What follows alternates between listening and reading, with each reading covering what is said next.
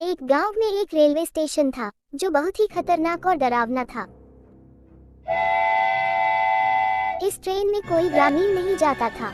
रात के समय इस रास्ते से बहुत डरावनी आवाजें आती थी और तेज हवा चलती थी और ट्रेन के हॉर्न की आवाज भी ऐसे आ रही थी जैसे कोई ट्रेन चला रहा हो।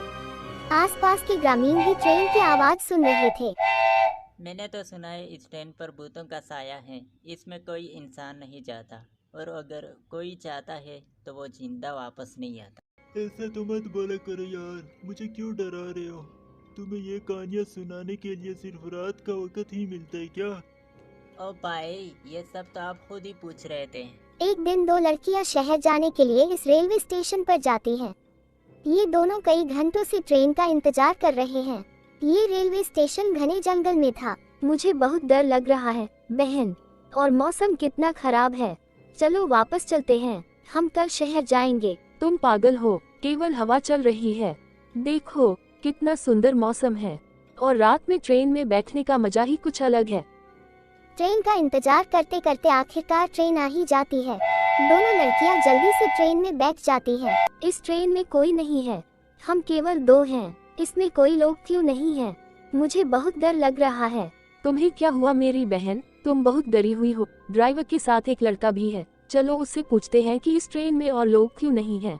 ट्रेन बहुत तेज चल रही है। दो लड़कियां लड़के से पूछती हैं, इस ट्रेन में कोई क्यों नहीं जाता, क्या है कारण? अरे नहीं बहन, ट्रेन खचाखच भरी है, चलो तुम दोनों अपनी सीट पर बैठो। दोनों लड़कियां अपनी सीट पर बैठ जाती हैं।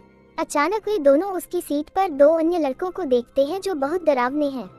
लड़की चिल्लाती हुई ड्राइवर के पास जाती है, वह भी एक भूत है। ट्रेन में ड्राइवर और बाकी सभी लोग भूत हैं जिन्हें पहले कभी नहीं देखा गया था और ट्रेन भी अपने आप चल रही है। सुबह गांव वालों ने अखबार पढ़ा जिसमें इन दोनों लड़कियों का जिक्र था।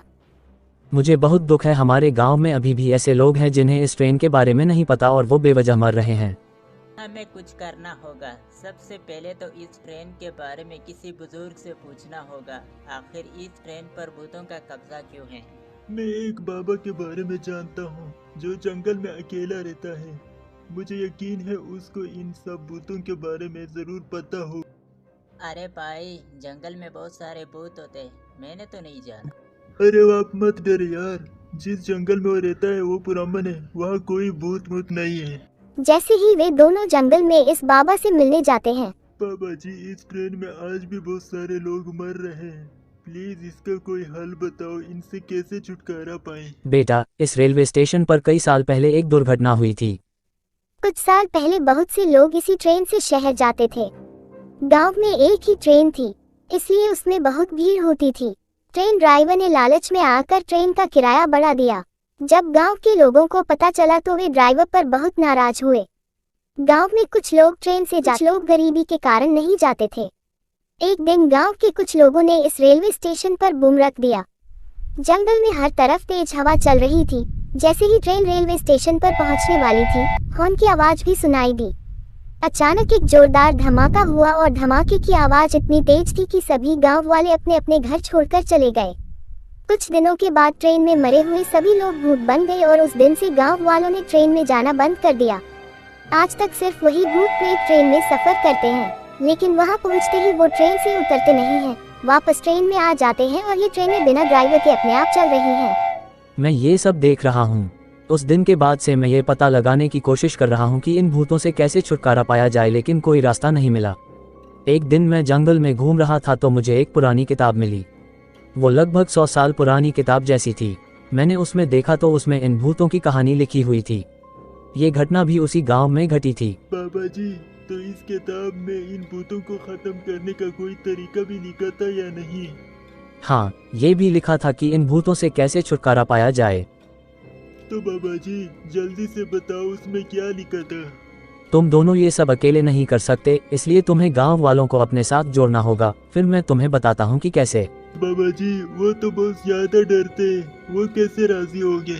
आप दोनों यहाँ तक आ गए हैं, मुझे यकीन है कि आप दोनों गांव वालों को अपने साथ ले आएंगे। बस हार मत मानो, क्योंकि जो लोग हिम्मत हार जाते हैं वे जीवन में कभी अपने लक्ष्य में सफल नहीं होते। आप दोनों को गांव वालों को जल्दी से समझाना होगा, नहीं तो इसमें और भी निर्दोष लोग मरेंगे।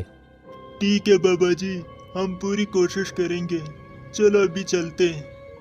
जैसे ही दोनों लड़के वापस अपने गांव लौटते हैं तो गांव में हर कोई इस बाबा के बारे में बताता है, लेकिन कोई भी उनके साथ जाने को तैयार नहीं होता है।